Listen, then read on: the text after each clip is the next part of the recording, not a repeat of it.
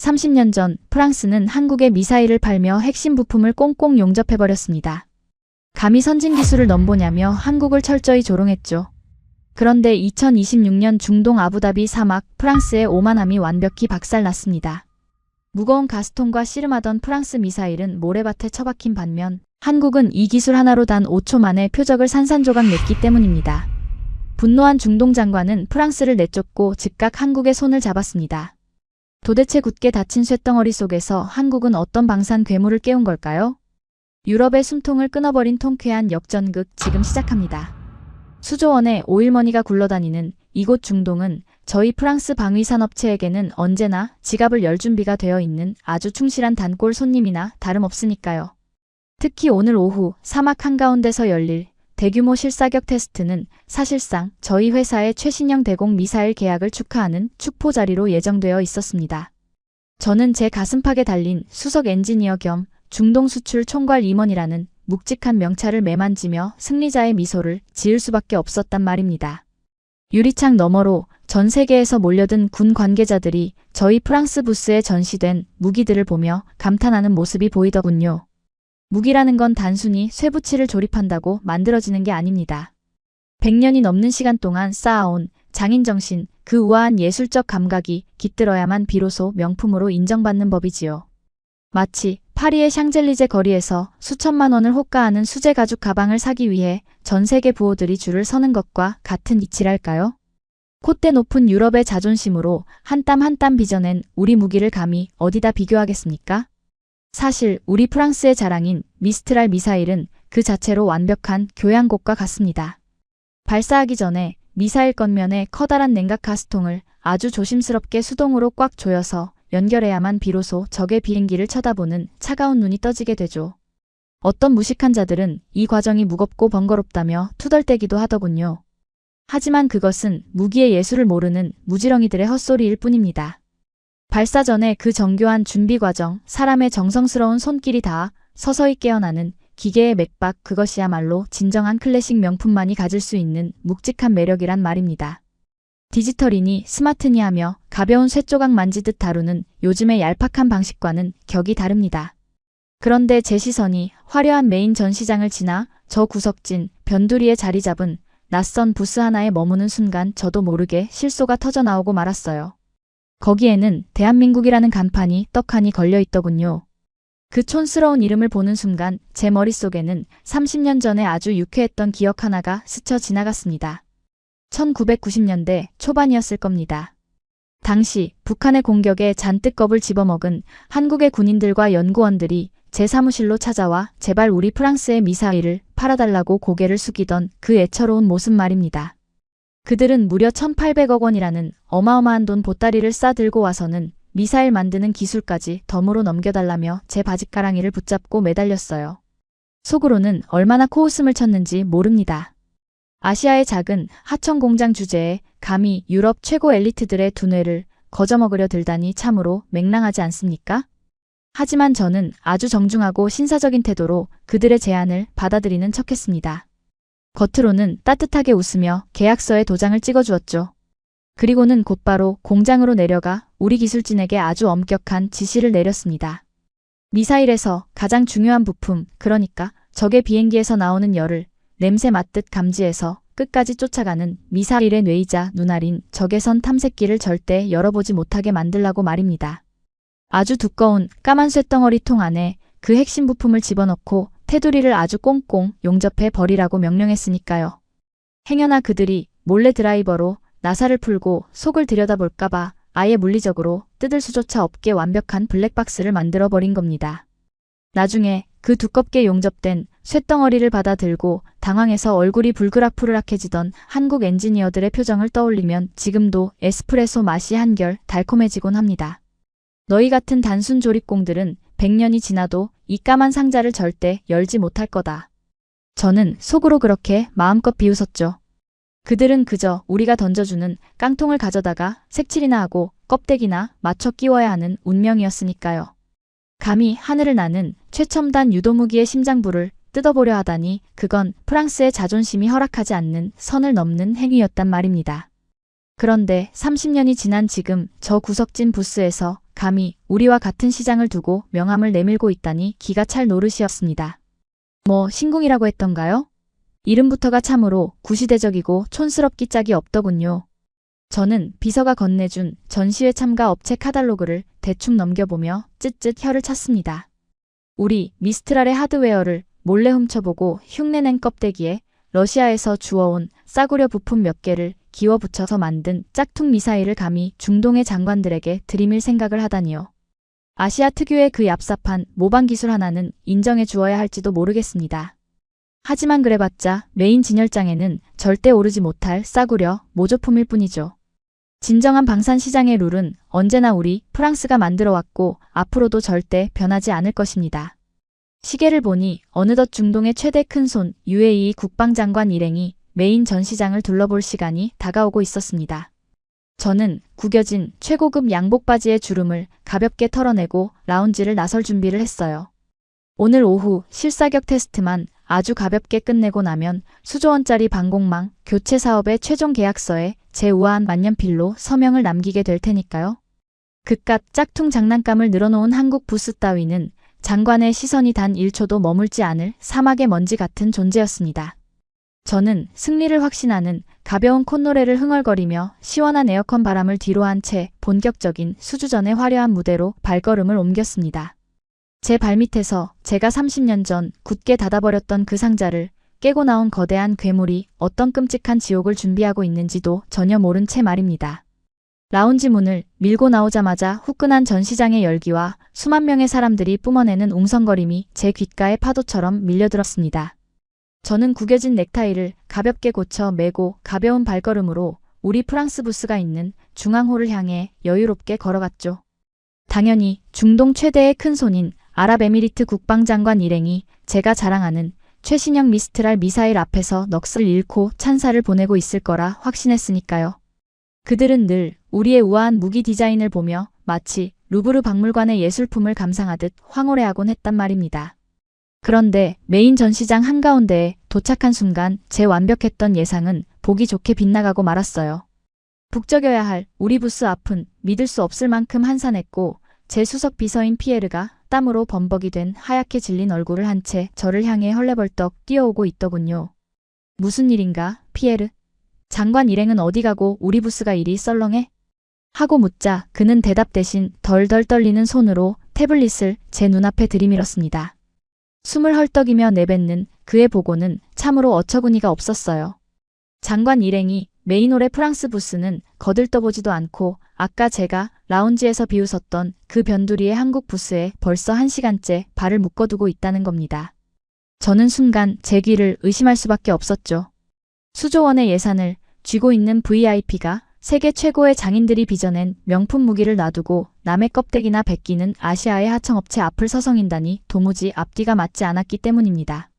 저는 피에르의 어깨를 툭 치며 그저 사막의 갑부들이 흔히 부리는 변덕스러운 호기심일 테니 호들갑 떨지 말라고 점잖게 타일렀습니다. 하지만 피에르의 눈동자는 공포로 짙게 물들어 있었고 그의 손끝은 여전히 미세하게 경련하고 있었어요. 그가 태블릿 화면을 넘기며 보여준 데이터는 제 30년 방산 커리어의 자부심을 완전히 박살내는 기괴하고도 충격적인 숫자들로 가득 차 있었거든요. 한국이 이번에 들고 나온 신궁이라는 유도무기의 공식 카탈로그였는데 화면을 훑어내려가던 제 두 눈은 어느 한 곳에서 완전히 얼어붙고 말았습니다. 거기에는 우리 프랑스 미스트랄의 가장 치명적인 약점이었던 그 거추장스럽고 무거운 외부 냉각 가스통이 아예 존재하지 않았어요. 한국 놈들은 미사일 내부에 냉각장치를 일체형으로 완벽하게 집어넣어서 조작원이 다가가 스위치 하나만 딸깍 누르면 단 5초 만에 모든 사격 준비가 끝난다는 어처구니 없는 스펙을 버젓이 적어놓고 있더군요. 5초라니요? 우리 프랑스의 최고급 정예 요원들도 섭씨 40도가 넘어가는 사막에 뙤약볕 아래서 무거운 가스통을 낑낑대며 나사로 조이고 연결하려면 아무리 훈련을 거듭해도 수십 초가 걸리는데 말입니다. 저는 애써 헛기침을 하며 화면을 거칠게 밀어냈습니다. 이건 말도 안 되는 종이 쪼가리일 뿐이라고 컴퓨터 그래픽으로 그럴싸하게 꾸며낸 아시아 특유의 과장된 사기극이 분명하다고 스스로를 강하게 세뇌했죠. 핵심 기술력이 없는 삼류 국가들이 투자금을 받아내기 위해 의뢰 쓰는 얄팍한 허풍이라고 확신했으니까요. 그런데 피에르가 마른 침을 꿀꺽 삼키며 전해준 장관과 한국 대표의 대화 내용은 굳건했던 제 심장 한구석에 아주 서늘하고 불길한 금을 내기 시작했습니다. 장관이 실전 배치까지의 납품 기간을 묻자 한국의 젊은 대표가 태블릿을 꺼내 들고는 아주 여유로운 미소를 지으며 대답했다고 하더군요. 우리가 무기의 예술성과 장인정신을 운운하며 최소 3년은 기다려야 한다고 뻗대던 그 막대한 물량을 오늘 계약서에 서명만 하시면 당장 다음 달 첫째 주에 아부다비 항구의 완제품을 떨어뜨려 드리겠습니다. 라고 선언했다는 겁니다.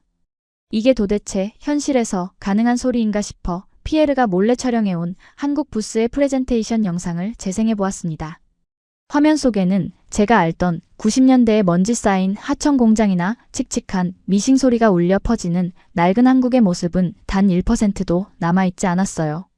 눈이 시리도록 하얀 무인 스마트 팩토리 안에서 수십 대의 최첨단 AI 로봇 팔들이 단 1mm의 오차도 없이 미사일 부품을 척척 조립하고 있었습니다. 마치 최신형 스마트폰이나 정밀한 디지털 반도체를 찍어내는 거대한 미래 도시의 요새를 보는 것 같았죠.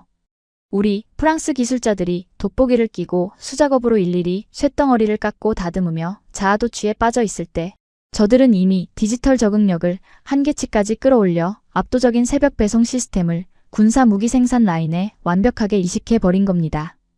영상을 보는 내내 저도 모르게 뒷목이 뻣뻣해지고 이마에 차가운 땀방울이 맺히는 것을 느꼈습니다. 하지만 저를 가장 끔찍한 공포로 몰아넣은 것은 따로 있었어요. 영상 속에서 조립되고 있는 신궁의 머리 부분, 즉 미사일의 눈 역할을 하는 적외선 탐색기를 설명하는 대목을 보는 순간 제 심장이 바닥으로 덜컥 내려앉고 말았거든요.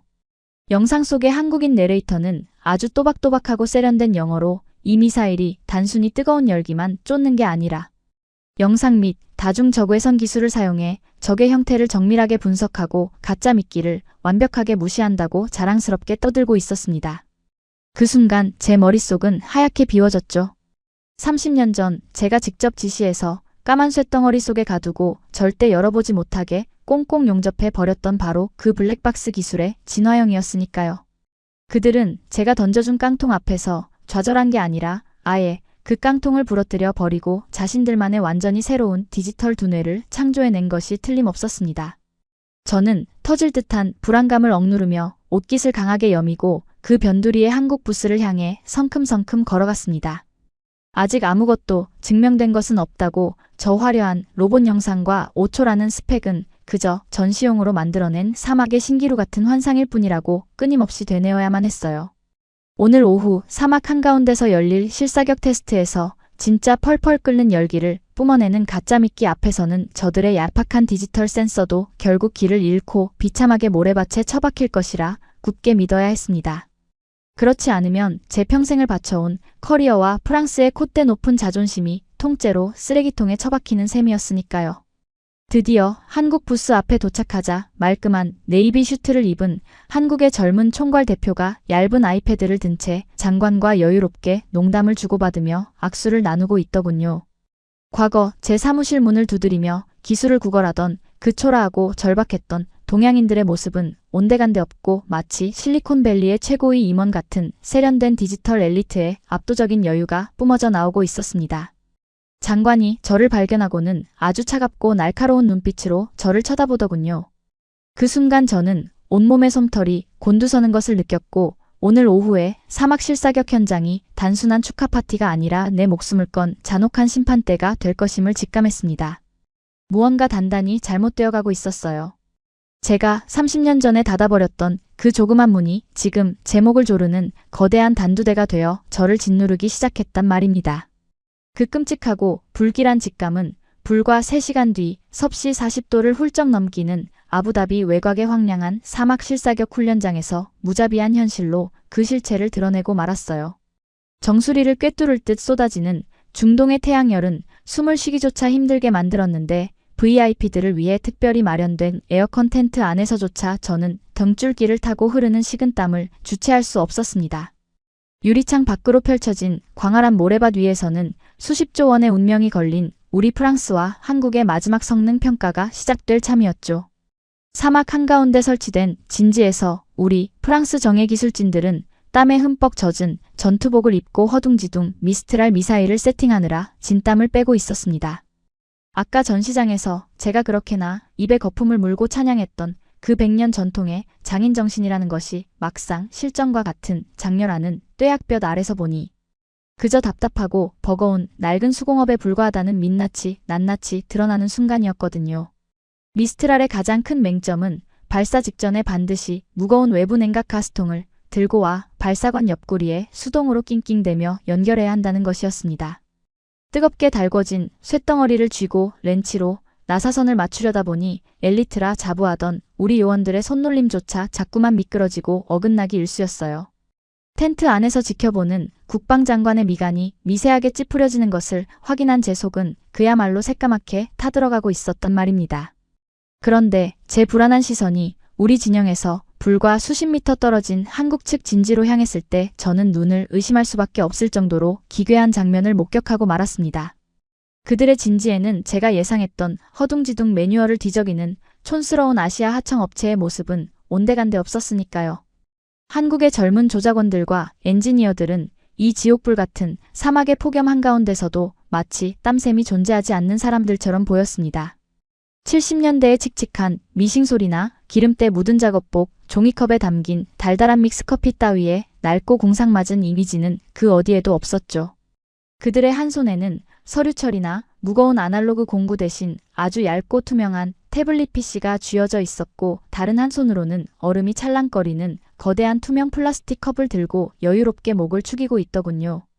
그들이 입에 달고 산다는 아이스 아메리카노, 그 지독한 미친 효율과 속도의 상징인 검은 액체를 들이켜는 그들의 모습은 여기가 중동의 사막이 아니라 완벽한 시스템으로 통제되는 판교나 서울의 최고급 IT 기업 회의실인 것 같은 극도의 세련됨을 뿜어내고 있었습니다.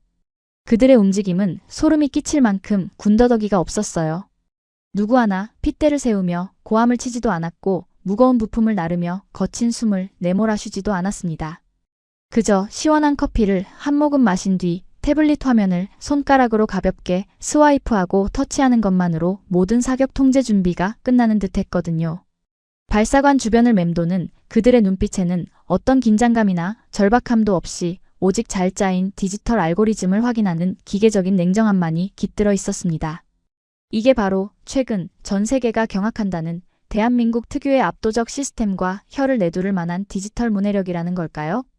고객이 밤에 스마트폰 터치 몇 번만 하면 다음날 새벽 대문 앞에 물건이 완벽하게 놓여 있다는 그 무시무시한 새벽 배송의 메커니즘이 파괴적인 군사 무기 현장에도 모세혈관처럼 완벽하게 이식되어 있었던 겁니다.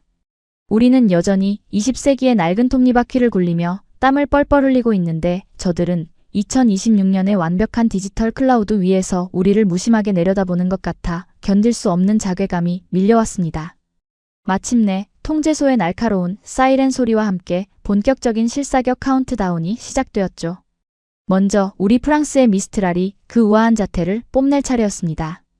아득히 먼 모래 언덕 너머로 가상의 적기 역할을 할 무인 드론이 흙먼지를 일으키며 날아올랐고 텐트 안의 모든 시선이 발사대로 쏠렸습니다. 제발 단 한 번에 끝내버려라. 저는 바싹 마른 입술을 씹으며 속으로 간절히 기도했어요. 잠시 후 쾅 하는 고막을 찢는 굉음과 함께 미스트랄이 거대한 화염을 내뿜으며 발사관을 박차고 허공으로 솟구쳐 올랐습니다. 창공을 가르며 날아가는 그 날렵하고 날카로운 궤적은 의심할 여지 없이 유럽 100년 전통의 명품이 보여줄 수 있는 최고의 퍼포먼스였죠. 저는 그제야 꽉 쥐고 있던 두 주먹의 힘을 풀고 옆자리의 중동 장관을 향해 승리를 확신하는 거만한 미소를 지어 보일 준비를 마쳤단 말입니다. 하지만 표적을 향해 맹렬하게 쇄도하던 찰나 타깃 드론이 고도를 비틀며 시뻘건 불꽃 덩어리들을 사방으로 마구 흩뿌리기 시작하는 겁니다. 적의 열추적 미사일을 교란시켜 눈을 멀게 만드는 가짜 미끼, 즉 플레어를 대량으로 방출한 것이었죠. 저는 콧방귀를 꼈습니다. 감히 우리 프랑스의 위대한 장인들이 만들어낸 센서가 저런 단순하고 원초적인 속임수에 속아 넘어갈 리 만무하다고 굳게 믿었으니까요. 그런데 제 그 오만한 확신은 불과 3초도 지나지 않아 산산조각이 나고 말았습니다. 표적의 꼬리를 끈질기게 물고 가야 할 미스트랄이 드론이 뿜어낸 가장 크고 뜨거운 가짜 미끼의 열기에 속절없이 시선을 빼앗기며 갑자기 방향을 획 틀어버리더군요. 안 돼, 거기 아니야. 제 입에서 저도 모르게 다급한 짐승의 비명 같은 소리가 튀어나왔지만 이미 맹인의 지팡이처럼 눈이 멀어버린 수십억 원짜리 미사일은 표적과는 완벽하게 어긋난 허공을 가르더니 결국 M1 모래 언덕에 곤두박질치며 초라한 흙먼지만을 피워 올리고 폭발해버렸습니다. 순간 섭씨 40도를 웃도는 VIP 텐트 안에는 마치 북극의 빙하 밑바닥처럼 서늘하고 소름 돋는 정적이 내려앉고 말았죠. 스피커를 타고 흐르는 건 오직 지글거리는 사막의 건조한 무전기 잡음 소리뿐이었습니다. 수조 원의 예산을 쥔 아랍에미리트 국방장관은 말없이 턱을 괜 채 프랑스의 자존심이 모래알과 함께 흩어지는 그 초라한 폭발 흔적을 차갑게 노려보더군요. 그리고는 천천히 고개를 돌려 얼어붙은 저를 향해 시선을 던졌는데 그 눈빛에 담긴 경멸과 실망감에 저는 숨이 턱 막혀 질식할 것만 같았습니다. 쥐구멍이라도 찾고 싶은 비참한 심정으로 애써 시선을 밖으로 돌렸을 때 제 눈앞에 다시 한번 그 한국 진영의 풍경이 들어왔어요. 놀랍게도 그 젊은 한국의 엔지니어들은 경쟁사인 우리의 이 뼈아픈 참사를 두 눈으로 똑똑히 지켜보고서도 환호성을 지르거나 낄낄대며 비웃지조차 않더군요. 그들은 그저 손에 든 아이스 아메리카노의 얼음을 달그락거리며 한 모금 들이켠 뒤 태블릿 화면에 뜬 기상 데이터와 비행 궤적을 무표정하게 스와이프할 뿐이었습니다. 마치 감정이라는 모듈 자체가 아예 거세되어 버린 차가운 디지털 기계들 같았죠. 수십억 원짜리 폭죽놀이가 실패하는 꼴을 감상하고도 미세한 눈썹의 떨림조차 보이지 않는 그 극도의 쿨함과 냉정함 앞에서 저는 제 30년 방산 엘리트로서의 영광이 발가벗겨진 채 모래밭에 내동댕이 쳐지는 듯한 끔찍한 굴욕감을 온몸으로 견뎌내야만 했습니다. 제 머릿속은 수만 마리의 벌떼가 한꺼번에 귓속으로 날아든 것처럼 새하얗게 부서져 내렸고 이성은 완전히 마비되어 버렸어요. 방금 전까지 그토록 쾌적하고 달콤하게 느껴지던 VIP 텐트의 최고급 에어컨 바람은 어느새 제 등줄기를 흠뻑 적신 식은땀과 뒤섞여 마치 날카로운 얼음장 같은 칼날이 되어 제 살갗을 무자비하게 후벼 파고 있었죠. 숨을 들이마실 때마다 훅 끼쳐오는 건조한 사막의 먼지 냄새가 마치 제 찬란했던 커리어를 묻어버릴 무덤의 흙 냄새처럼 비릿하게 느껴지더군요. 저는 도저히 이 텐트 안을 짓누르는 숨막히는 침묵과 사람들의 조롱 섞인 시선을 견딜 수가 없었습니다. 덜덜 떨리는 손가락으로 목을 강하게 조이고 있던 최고급 실크 넥타이를 신경질적으로 쥐어뜯듯 거칠게 풀어헤쳤어요. 손바닥은 이미 축축하게 젖어 미끄러웠고 다리에는 힘이 풀려 당장이라도 카펫바닥에 꼴사납게 주저앉을 것만 같아 옆에 놓인 가죽 소파의 등받이를 사색이 된 얼굴로 꽉 움켜쥐어야만 했으니까요. 이건 말도 안 돼. 조작이야. 완벽한 사기극이라고. 제 바싹 마른 입술 사이로 짐승의 앓는 소리 같은 비참한 중얼거림이 연신 새어 나왔습니다. 두 눈의 동공은 길 잃은 어린아이처럼 사시나무 떨듯 사정없이 흔들리고 있었고 제 뇌는 어떻게든 눈앞에서 벌어진 이 처참한 실패를 부정하기 위해 미친 듯이 합리화의 재료들을 긁어모으기 시작했습니다. 그래요. 이건 우리 위대한 프랑스의 역작 미스트랄의 결함이 절대 아니란 말입니다.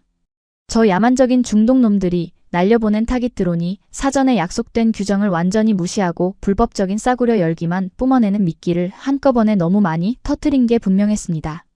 아니면 이 지옥 같은 사막에 펄펄 끓는 지열과 기습적인 모래바람이 일시적으로 센서의 정밀한 회로를 교란시킨 우연한 자연재해일 뿐이라고 굳게 믿어야 했죠. 마치 체스 세계 챔피언이 동네 꼬마에게 어처구니 없이 체크메이트를 당한 뒤 체스판의 수평이 맞지 않아서 졌다고 억지를 부리는 꼴이었습니다. 하지만 제 머릿속은 이미 그런 온갖 비겁하고 초라한 변명들로 시궁창처럼 질척거리고 있었거든요. 그때 얼굴에서 핏기라고는 찾아볼 수 없는 제 수석 비서 피에르가 데이터 태블릿을 두 손으로 받쳐들고 제 곁으로 조심스럽게 다가오더군요. 이 이모님. 방금 본사에서 원격으로 분석한 데이터가 전송되었는데 우리 미사일의 탐색기가 드론 본체가 아닌 플레어의 여론을 진짜 타깃으로 완전히 오인했다는 치명적인 결과가. 그의 덜덜 떨리는 기어들어가는 목소리가 귓가에 울리는 순간 저는 완전히 이성을 잃고 짐승처럼 으르렁거렸습니다. 닥쳐. 그깟 기계 쪼가리가 뱉어내는 엉터리 데이터를 지금 나보고 믿으란 말인가? 당장 밖에 나가서 발사대 주변의 온도를 다시 측정해. 렌즈에 모래가 끼었는지 저 드론 조종사가 우리를 속이려 수작을 부렸는지 샅샅이 뒤지란 말이야. 저는 마치 제 잘못을 들킨 채 발악하는 어린아이처럼 방어 기제를 풀가동하며 피에르에게 신경질을 부려댔습니다. 급기야 피에르가 들고 있던 태블릿을 거칠게 밀쳐버렸고 쨍그랑 하는 소리와 함께 액정이 산산조각 나며 바닥에 나뒹굴었죠. 책임을 회피하고 남 탓을 하기 위해 벌겋게 달아오른 제 얼굴은 유리창에 비친 모습을 스스로 보기에도 역겨울 정도로 흉측하게 일그러져 있었습니다. 그건 평생을 엘리트로 살아온 콧대 높은 인간이 가장 밑바닥으로 추락할 때 보여줄 수 있는 극한의 찌질하고 비겁한 본성 그 자체였단 말입니다. 하지만 제가 텐트 구석에서 넥타이를 쥐어뜯으며 아무리 발악을 하고 현실을 부정해 본들 상황은 이미 돌이킬 수 없는 파국의 강을 건너고 말았죠. 저만치 앞줄의 상석에 앉아있던 아랍에미리트 국방장관은 제 구차한 변명 따위는 사막의 파리 날갯짓보다 못하다는 듯 아예 제 쪽으로는 단 1도의 시선조차 주지 않고 있었습니다. 그의 차갑게 가라앉은 분노가 서린 눈동자는 오직 다음 사격 차례를 기다리고 있는 한국 진영만을 뚫어지게 응시할 뿐이었어요. 그 압도적인 무시와 뼈를 때리는 냉대 앞에서 저는 정말이지 쥐구멍이라도 파고 숨고 싶은 심정이었지만 동시에 제 가슴속 깊은 곳에서는 아주 끈적하고 악의적인 기대감이 독버섯처럼 피어오르기 시작하더군요. 그래, 두고 보자. 우리 프랑스의 100년 기술력이 빚어낸 센서도 감쪽같이 속아 넘어간 저 악랄하고 교묘한 가짜 미끼를 감히 너희 같은 아시아의 아류작들이 무슨 수로 피하겠어? 저는 입술에서 피가 날 정도로 질근질근 깨물며 속으로 미친 듯이 파멸의 주문을 외우기 시작했습니다.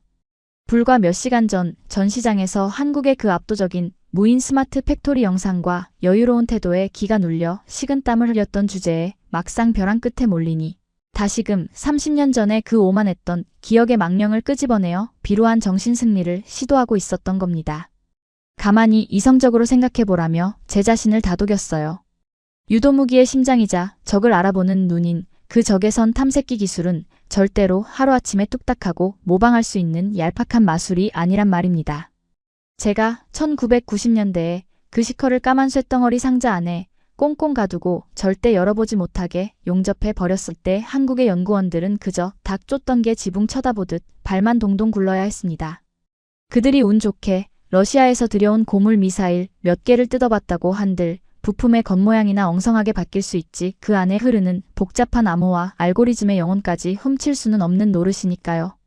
이색 적외선 탐색기니 영상 다중 분석이니 하며 카달로그에 떠벌려 놓은 저 화려한 디지털 스펙들은 그저 실전 경험이 전무한 삼류 국가가 그래픽으로 조작해 만들어낸 전형적인 종이호랑이가 틀림없다고 스스로를 필사적으로 세뇌했습니다. 그렇지 않고서야 당장 숨이 넘어갈 것 같은 이 공황 상태를 도저히 맨정신으로 버틸 재간이 없었거든요. 저는 핏발이 선충혈된 눈을 번뜩이며 텐트 유리창에 얼굴을 바짝 들이밀고 밖에서 사격을 준비하는 한국 진영의 일거수일투족을 악착같이 감시했습니다. 어떻게든 꼬투리를 잡고 그들의 무능함을 증명할 아주 작은 실수라도 찾아내려 혈안이 되어 있었죠. 저 멀리 모래밭에서는 아직도 우리 프랑스 요원들이 실패한 미스트랄의 발사대를 치우며 무거운 가스통을 나르느라 헛구역질을 하고 있는데 반대편 한국의 진영은 제 초라한 기대마저 비웃듯 너무나도 평온하고 고요해서 오히려 등골이 오싹해질 정도였습니다. 한국의 젊은 조작원 한 명이 미사일 발사관 쪽으로 천천히 아주 산책이라도 나온 듯 여유로운 걸음걸이로 걸어가더군요. 저는 속으로 통쾌하게 비웃었습니다. 저 멍청하고 오만한 놈을 보라지.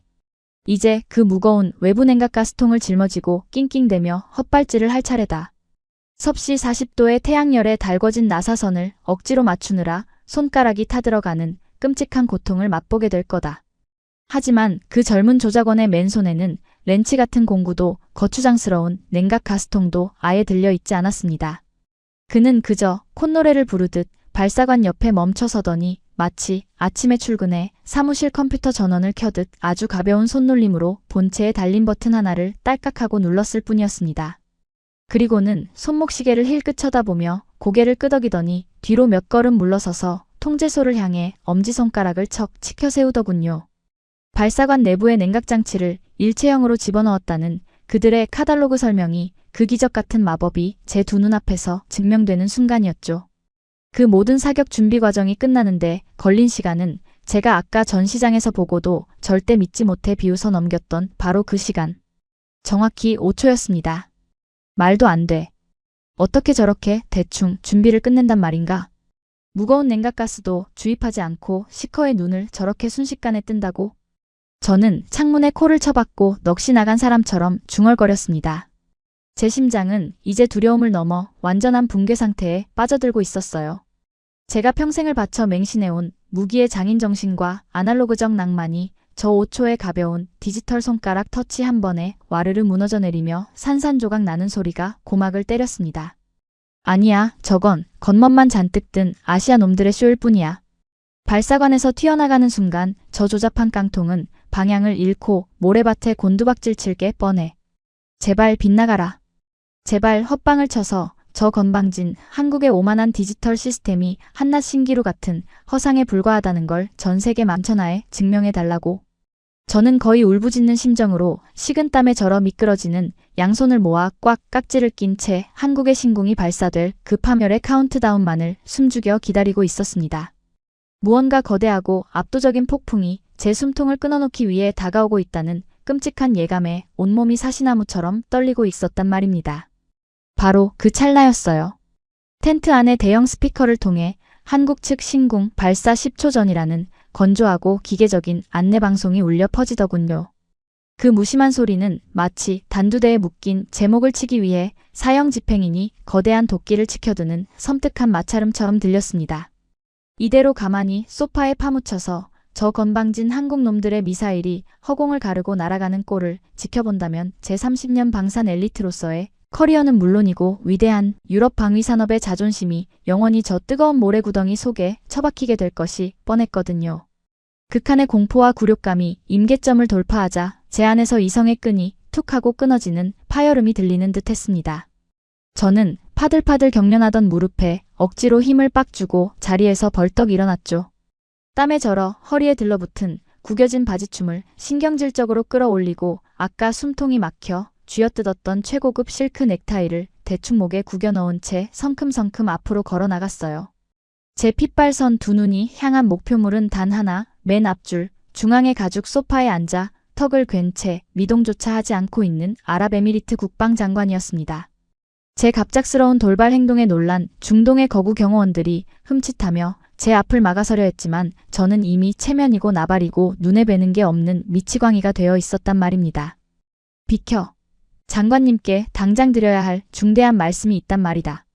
저는 마치 덫에 걸린 들깨처럼 으르렁거리며 삿대질을 해댔고 거칠게 경호원의 어깨를 밀치며 앞으로 돌진했습니다.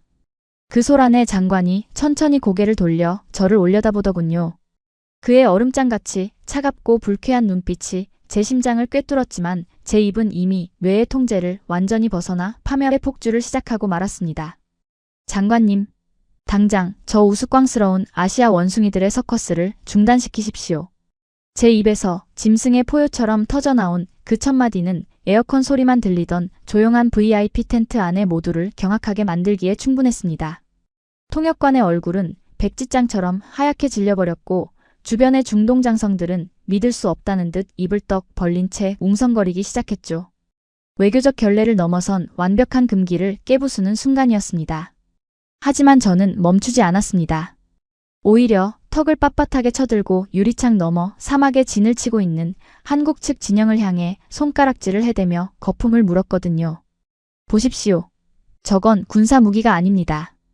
그저 겉모양만 그럴싸하게 흉내낸 빈 깡통, 조잡한 플라스틱 장난감에 불과하다고요. 감히 무거운 외부 냉각 가스통도 연결하지 않고 단 5초 만에 버튼 하나로 사격 준비를 끝냈다고 떠벌리는 저들의 뻔뻔한 대국민 사기극에 속아 넘어가시면 안 됩니다. 저는 핏대를 세우며 사방으로 침을 튀겼습니다.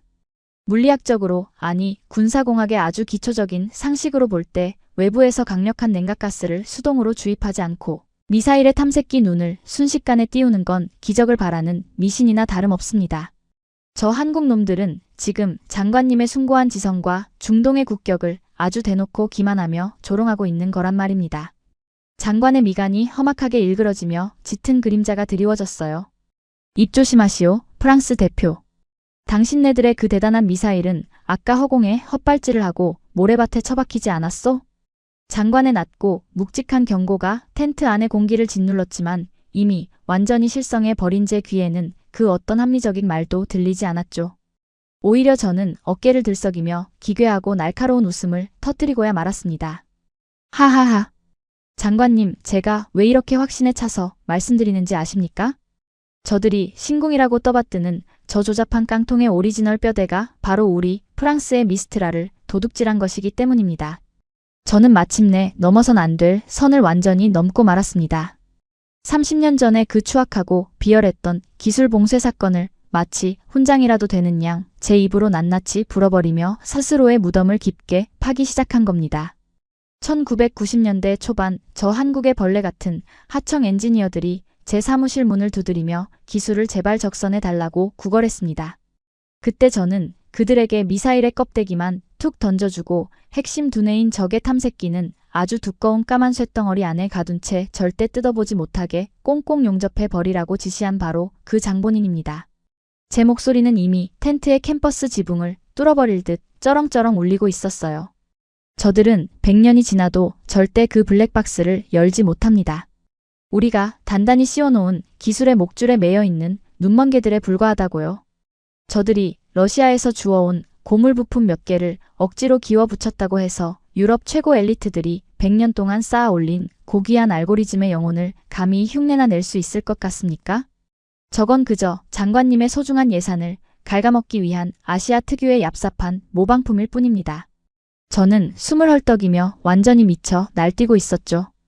급기야 제 앞줄에 다리를 꼬고 앉아있던 한국 측 총괄 대표를 향해 몸을 휙 돌려 그의 코앞에 삿대질을 해댔습니다. 어디 한번 대답해보지.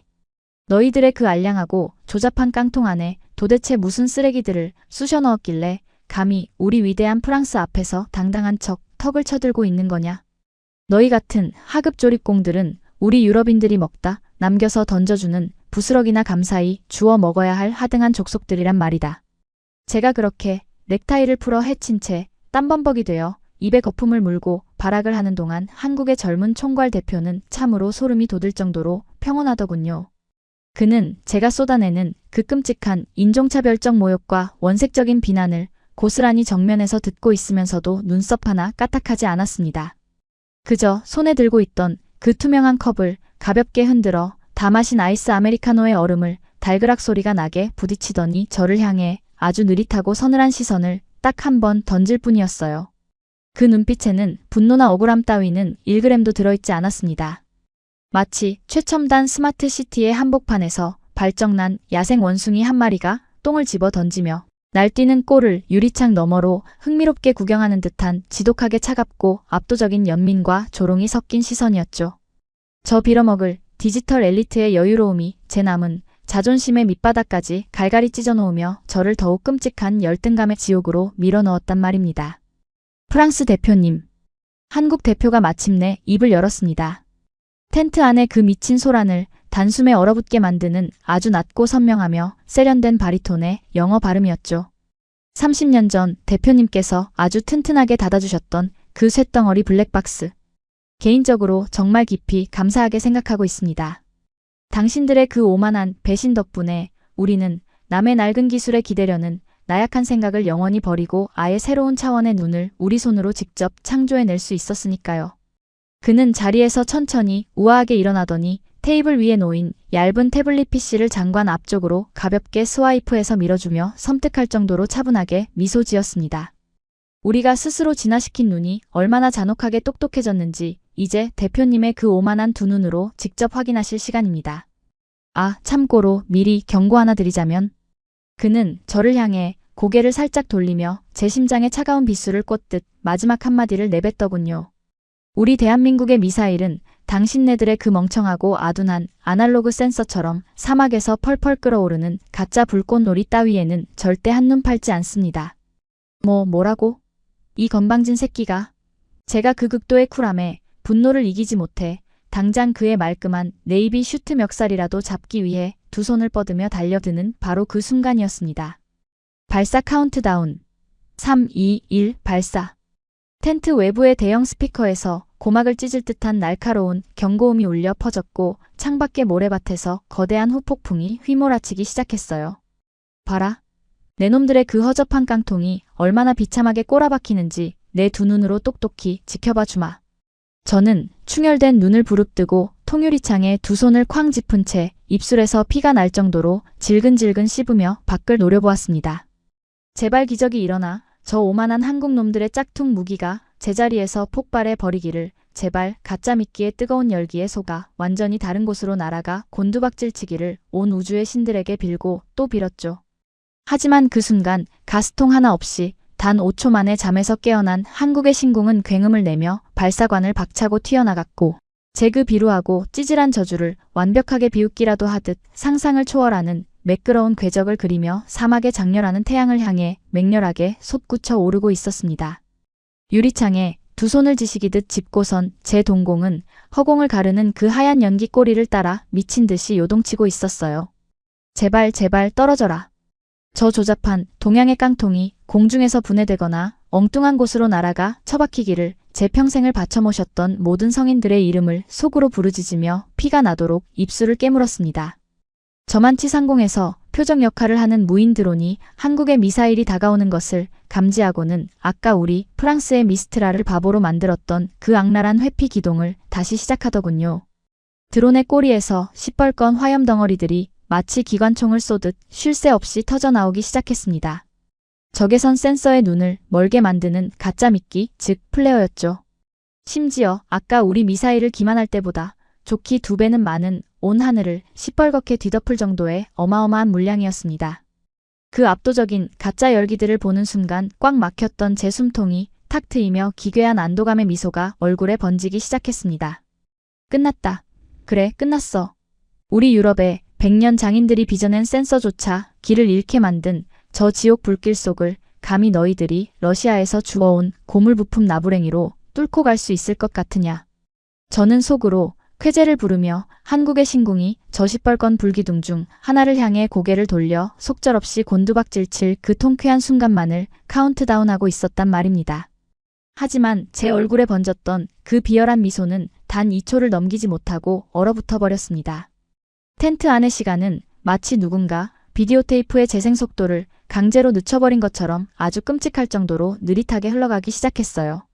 저는 제 두 눈을 찔러버리고 싶을 만큼 경악스러운 장면을 목격하고야 만 겁니다.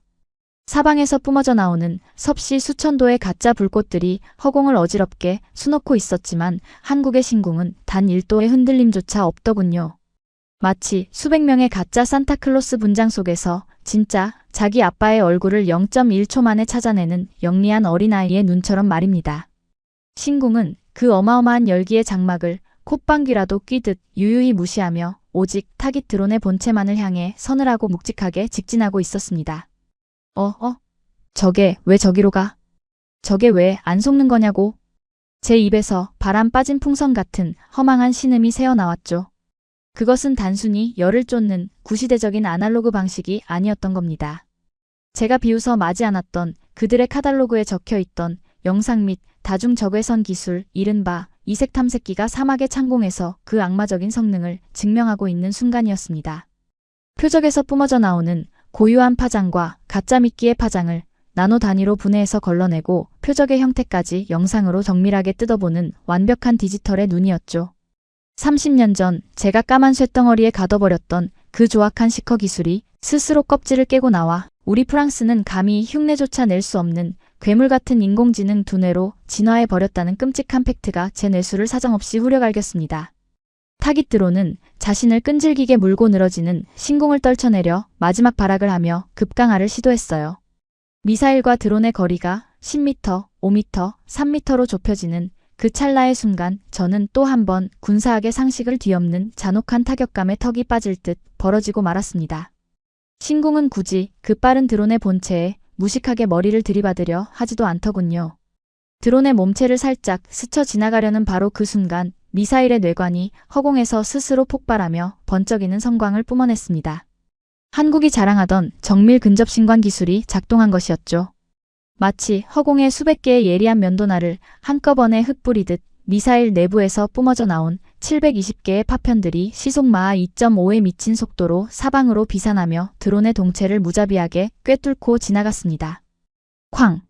하는 귀를 찢는 굉음과 함께 방금 전까지 하늘을 날고 있던 수억 원짜리 타깃드론은 말 그대로 형태조차 알아볼 수 없는 쇳가루와 잿더미가 되어 사막의 모래바람 속으로 흩뿌려지고 있었어요.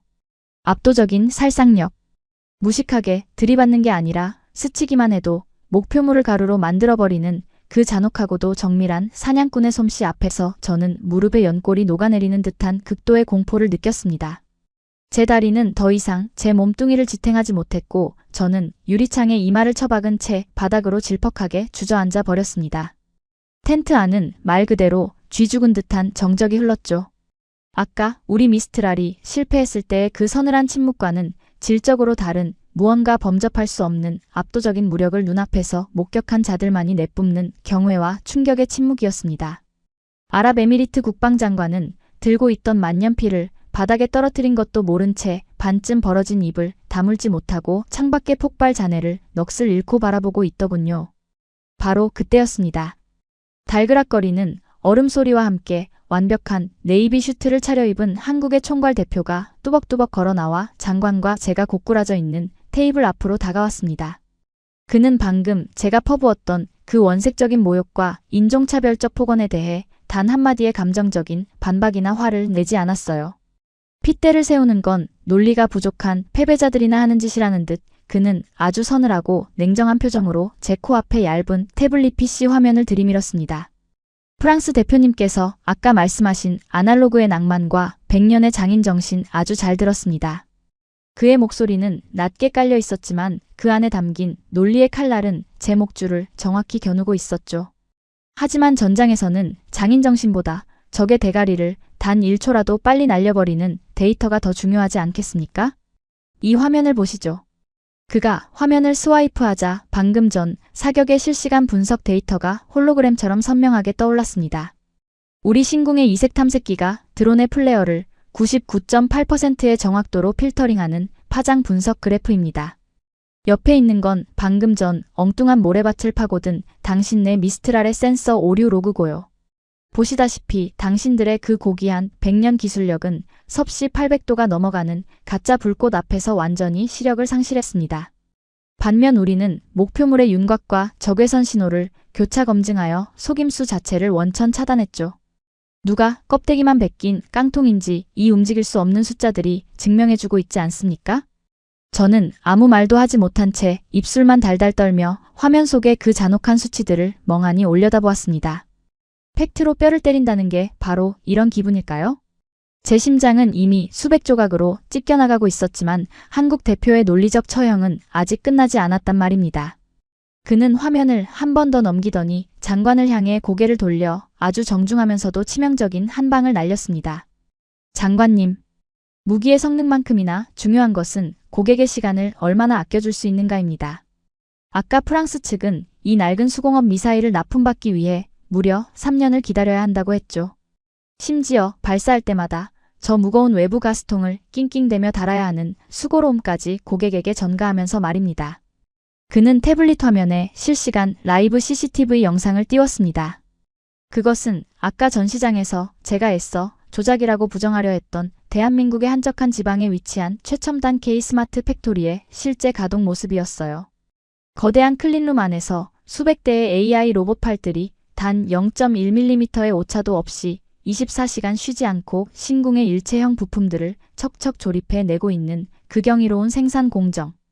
그것은 인간의 땀과 피로가 섞이지 않은 완벽한 디지털의 예술이었습니다. 대한민국의 시스템은 다릅니다. 한국 대표의 목소리에 묵직한 확신이 실리더군요. 발사관 내부에 냉각장치를 일체형으로 설계하여 버튼 하나로 5초면 사격 준비가 끝나는 압도적 편의성. 그리고 밤에 주문하면 다음날 아침 문 앞에 물건이 도착하는 대한민국 특유의 새벽 배송 인프라를 방산에 완벽히 적용한 로봇 자동화 라인. 장관님, 지금 이 자리에서 계약서에 서명해 주신다면? 그는 재킷 안주머니에서 최고급 가죽 바인더에 철해진 계약서를 꺼내 테이블 위에 조용히 올려놓았습니다. 정확히 다음 달 15일 새벽 4시. 아부다비 제1항구에 최신형 신궁 패키지 초도 물량 500기가 완벽한 포장 상태로 하역될 것임을 이 데이터와 대한민국의 이름으로 보증합니다. 3년과 한 달. 무거운 가스통과 원터치 5초. 허공을 가르는 헛발질과 플레어를 씹어먹는 정밀 타격. 이 비교조차 되지 않는 압도적인 스펙의 격차, 숨막히는 디지털 팩트 폭격 앞에서 제가 할 수 있는 방어라고는 단 한 가지도 남아있지 않았습니다. 변명조차 사치로 느껴질 만큼 너무나도 논리적이고 폭력적인 완패였죠. 장관은 한참 동안 계약서의 조항과 스마트 팩토리의 영상을 번갈아 보더니 이내 헛웃음을 터뜨리며 고개를 끄덕였습니다. 그리고는 저를 향해 바닥에 엎드려 헐떡이는 저를 향해 쓰레기를 보는 듯한 가장 차갑고 경멸스러운 시선을 꽂아 넣더군요. 프랑스 대표. 당신네들이 그토록 자랑하던 100년의 장인 정신은 이제 박물관에나 기증하는 게 좋겠소. 그리고 방금 전 당신이 내 귀를 더럽혔던 그 무례하고 오만한 헛소리에 대한 대가로. 장관은 옆에 서 있던 경호실장을 향해 짧게 턱짓을 했습니다. 이 자들을 당장 내 텐트에서, 아니 아랍에미리트 영토에서 영원히 추방해. 앞으로 중동의 어떤 국방 사업에서도 프랑스 놈들의 그 낡은 카달로그는 쳐다보지도 않을 테니. 경호원들의 거친 소나기가 제 양팔을 틀어쥐고 짐짝처럼 끌어올렸습니다. 아, 안 됩니다. 장관님, 제발 한 번만 더 기회를. 저는 눈물과 콧물이 범벅이 된 얼굴로 바닥을 긁으며 처절하게 울부짖었지만 장관은 이미 제게서 등을 돌린 채 한국 대표가 내민 만년필을 받아들고 계약서에 거침없이 서명을 갈기고 있었습니다. 질질 끌려가는 제 바지 주머니 속에서 파리 본사에서 걸려온 스마트폰의 진동이 미친 듯이 울려대기 시작했어요. 보나마나 수조 원의 계약을 날려먹고 외교적 결례까지 저지른 저를 당장 파면하고 위약금을 청구하겠다는 분노의 알림이 분명했죠. 텐트 밖으로 쫓겨나 장렬하는 태양빛 아래 내동댕이 쳐진 저는 그 뜨거운 모래밭에 얼굴을 파묻은 채 짐승처럼 오열하고 말았습니다. 30년 전이었습니다. 우리가 기술을 통제하겠다며 오만하게 까만 쇳덩어리를 용접해버렸던 그날. 우리는 한국이라는 나라의 숨통을 조였다고 착각했지만 사실 그것은 낡은 껍데기에 의존하려던 그들의 연약한 허울을 부수고 스스로의 힘으로 진화하는 완벽한 디지털 괴물의 눈을 뜨게 만들어버린 최악의 자충수였던 겁니다. 그들이 던진 이 무자비하고 압도적인 팩트의 망치에 두들겨 맞은 제 영혼은 사막의 바람에 흩날리는 저 잿더미처럼 영원히 부서져 내리고 있었단 말입니다. 얼굴을 정면으로 강타하는 섭씨 40도의 모래 폭풍 속에서 저는 짐짝처럼 버려진 제 처지도 잊은 채 멍하니 허공만 바라보고 있었습니다. 그때 뜨겁게 달아오른 바지 주머니 속에서 스마트폰이 마치 발작을 일으키듯 미친 듯이 진동하기 시작하더군요. 덜덜 떨리는 손으로 액정을 확인해보니 발신자는 파리 본사의 최고 경영자였습니다. 통화 버튼을 누르자마자 고막을 찢을 듯한 분노의 쇳소리가 스피커를 뚫고 쏟아져 나왔어요. 내 놈이 도대체 중동에서 무슨 미친 짓을 저지른 거야? 당장 짐 싸서 꺼져. 넌 해고야, 이 멍청한 새끼야. 그가 길길이 날뛰며 퍼붓는 쌍욕을 묵묵히 듣고 있으면서도 저는 신기하게도 아무런 슬픔이나 억울함이 느껴지지 않았습니다. 그저 입가에 허탈하고 기괴한 냉소만이 삐딱하게 번져갈 뿐이었죠. 이미 제 이성은 이 참담한 현실을 너무나도 객관적인 제3자의 시선으로 뜯어보고 있었으니까요. 제가 아부다비의 그 호화로운 VIP 텐트에서 개처럼 질질 끌려 나온 지 불과 2시간도 채 되지 않아 전 세계의 군사 매체와 금융시장은 이른바 5초의 굴욕이라는 자극적인 헤드라인으로 완전히 도배되어 버렸습니다. 중동의 가장 막강한 큰손인 아랍에미리트가 그것도 실사격 테스트 현장에서 프랑스의 최신형 미사일을 쓰레기 취급하며 쫓아내고 한국과 23조 원이라는 천문학적인 방공망 패키지 계약을 체결했다는 소식은 그야말로 글로벌 방산 시장의 핵폭탄을 떨어뜨린 것과 같았거든요. 그 파괴력은 즉각적이고도 무자비했습니다.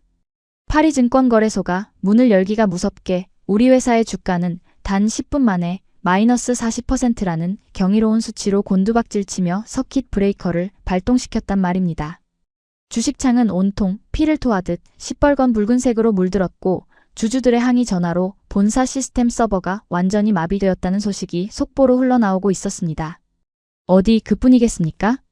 한국의 그 잔혹하고도 완벽한 팩트 폭격은 단순히 중동 시장 하나를 날려먹은 것으로 끝나지 않았어요.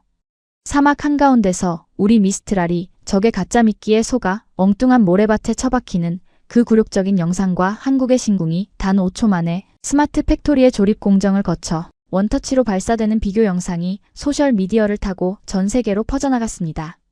인터넷에는 땀을 뻘뻘 흘리며 무거운 외부 냉각 가스통을 렌치로 조이는 우리 프랑스 요원들의 모습을 마치 중세시대의 대장장이처럼 우스꽝스럽게 합성한 조롱밈들이 넘쳐나고 있더군요. 그 처참한 국제적 망신살에 저는 그만 헛웃음을 터뜨리고 말았습니다. 쯧쯧. 멍청하고 아둔한 파리의 늙은이들. 시대가 어느 땐데 아직도 아날로그의 낭만이나 부르짖다가 이 사달을 낸단 말인가? 그러게 왜 잠자는 한국의 털을 건드려서 이 끔찍한 괴물을 깨웠어. 저는 마치 남의 나라 일이라도 되는 양 혀를 차며 우리 프랑스 수뇌부의 그 알량한 오만함을 속으로 신랄하게 비웃고 있었습니다. 이 끔찍한 도미노 붕괴는 삽시간에 유럽 본토와 남미, 아시아 전역으로 들불처럼 번져나갔습니다. 당장 다음 주에 우리 프랑스와 구형 세자르 자주포 및 대공 미사일 패키지를 계약하기로 구두 합의를 마쳤던 루마니아와 폴란드 국방부가 일방적으로 협상 테이블을 엎어버리고 잠적해버렸거든요. 그들은 외교 채널을 통해 아주 뼈아프고 직설적인 조롱을 날려보냈습니다. 수조원의 오일머니를 쥔 중동마저도 성능 미달로 걷어차 버린 그 3년짜리 아날로그 깡통을 우리가 왜 피 같은 세금을 들여 사야 합니까? 한국은 당장 다음 달에 완벽하게 호환되는 디지털 시스템을 우리 안방까지 새벽 배송해주겠다는데 말입니다. 그 냉정하고도 철저한 제3자의 선택 앞에서 우리 프랑스의 콧대 높던 외교관들은 꿀먹은 벙어리처럼 입을 다물 수밖에 없었죠. 고객들은 더 이상 과거의 이름값이나 유럽의 방산 카르텔 따위에 굴복하지 않았습니다.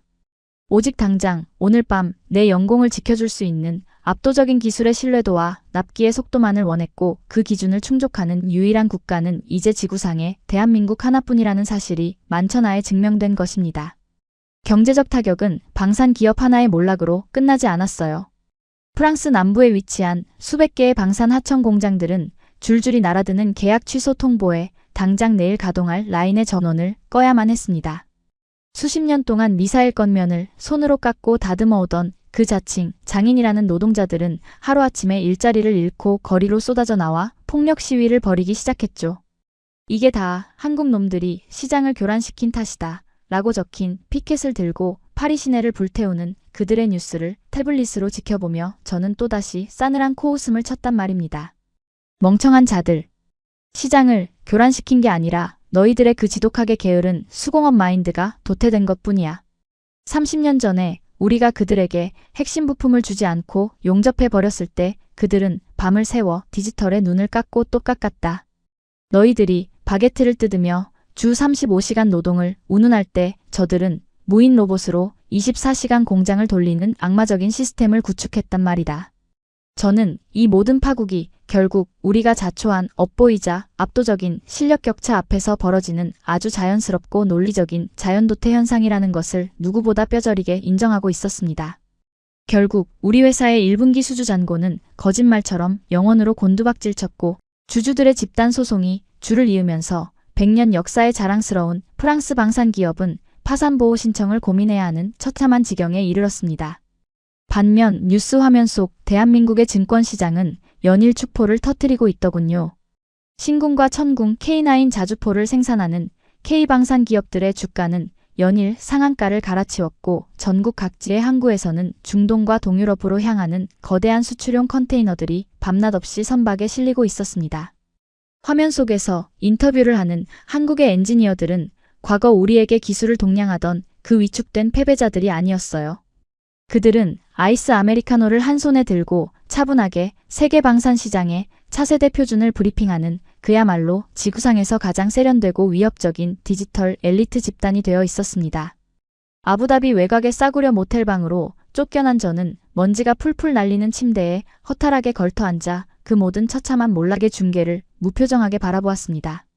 제 인생을 바쳐 충성했던 거대한 제국이 단 5초 만에 버튼 하나를 누르는 조작에 의해 완전히 해체되고 무너져 내리는 꼴을 실시간으로 감상하는 기분은 참으로 묘하더군요. 억울하지도 슬프지도 않았습니다. 그저 완벽한 패배자만이 느낄 수 있는 투명한 진실의 순간이었죠. 그래, 우리가 틀렸다. 아니, 애초에 건드려서는 안 될 영린을 건드린 거지.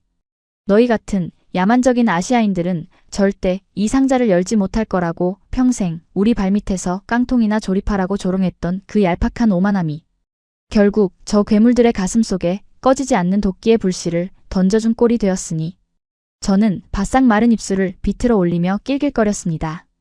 30년 전 제가 직접 지시했던 그 빌어먹을 블랙박스 용접 사건은 이제 프랑스의 역사 교과서에 국가 경제를 파멸로 몰아넣은 최악의 오판으로 기록될 것이 분명했으니까요. 누구를 원망하겠습니까? 실력으로 짓밟혔고 시스템으로 압살당했으며 심지어 인성으로도 완벽하게 패배했는데 말입니다.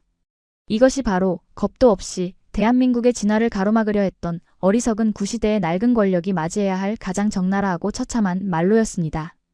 그리고 이 모든 파국의 흙먼지가 채 가라앉기도 전인 2026년 2월 바로 오늘. 저는 아부다비 외곽의 후미진 싸구려 모텔방에서 프랑스행 3등석 비행기 탑승을 기다리며 쓸쓸히 짐을 싸고 있습니다. 짐가방 깊숙한 곳에 처박혀 있던 30년 전 제가 그토록 자랑스럽게 가슴에 품고 다녔던 미스트랄 미사일의 두꺼운 종이 매뉴얼을 꺼내들었죠.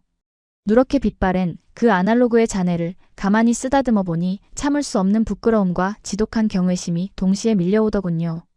우리는 늘 한국을 가르쳐야 할 미개한 하청 공장쯤으로 여겼습니다. 낡은 기술의 부스러기나 던져주면 감지덕지하며 주워 먹는 영원히 우리 발밑에서 깡통이나 조립해야 할 불쌍한 나라라고 굳게 믿었으니까요. 하지만 제가 완전히 틀렸단 말입니다. 그들은 우리가 용접해버린 쇳덩어리 앞에서 무력하게 눈물을 흘린 게 아니라 오히려 스스로의 한계를 부수고 완벽한 디지털의 눈을 창조해냈습니다. 땀 냄새 나는 수공업의 낭만에 취해 있던 우리를 비웃듯 그들은 아이스 아메리카노의 얼음을 씹으며 인공지능과 로봇이 지배하는 압도적인 스마트 팩토리를 보란듯이 완성해냈거든요. 이제 전 세계 방산 시장의 룰은 완전히 뒤바뀌었습니다. 콧대 높은 유럽의 명품관 시대는 완전히 끝이 났고 대한민국이 주도하는 무자비한 디지털 새벽 배송의 시대가 열린 것이죠. 오늘 사막 현장에서 그들의 젊은 총괄 대표가 보여준 그 서늘하고 쿨한 눈빛 그리고 압도적인 데이터를 들이밀던 그 빈틈없는 여유를 저는 죽을 때까지 잊지 못할 겁니다. 그들은 더 이상 우리가 동정하거나 얄팍한 기술로 통제할 수 있는 변방의 약소국이 아닙니다. 오히려 우리가 무릎을 꿇고 제발 그 혁신적인 시스템과 디지털 문해력을 한 수 가르쳐 달라고 빌어야 할 위대한 스승이자 앞으로 전 세계 어느 전장에서도 절대 마주치고 싶지 않은 가장 두렵고 완벽한 경쟁자가 되어버렸어요. 제 스마트폰 화면에는 여전히 피를 토하듯 폭락하고 있는 우리 회사의 주식 차트가 떠 있지만 저는 낡은 미스트랄 매뉴얼을 쓰레기통에 미련 없이 처박아 버렸습니다. 그리고 창밖으로 눈부시게 떠오르는 중동의 태양을 바라보며 뼈저린 패배자의 심정으로 동시에 새로운 시대의 유일한 지배자가 된 대한민국을 향해 가장 깊고 철저한 굴복의 경례를 올릴 뿐입니다. 시청자 여러분, 오늘 이야기 어떠셨습니까? 30년 전 핵심 부품을 꽁꽁 용접해버리며 우리를 조롱했던 프랑스의 그 얄팍한 오만함이 오히려 대한민국 방위산업의 야성을 깨우는 가장 완벽한 기폭제가 되었습니다. 남의 기술에 기대지 않고 우리 손으로 직접 일구어낸 압도적인 디지털 시스템과 5초의 기적 앞에서는 100년 전통의 콧대 높은 유럽 방산도 결국 처참하게 무릎을 꿇을 수밖에 없었죠. 위기를 기회로, 조롱을 압도적인 실력 격차로 되갚아준 자랑스러운 대한민국 엔지니어들의 뜨거운 땀방울에 아낌없는 박수를 보냅니다. 구독과 좋아요는 더 통쾌하고 가슴 뛰는 대한민국 사이다 스토리를 만드는데 큰 힘이 됩니다. 지금까지 감동띵동이었습니다. 시청해주셔서 감사합니다.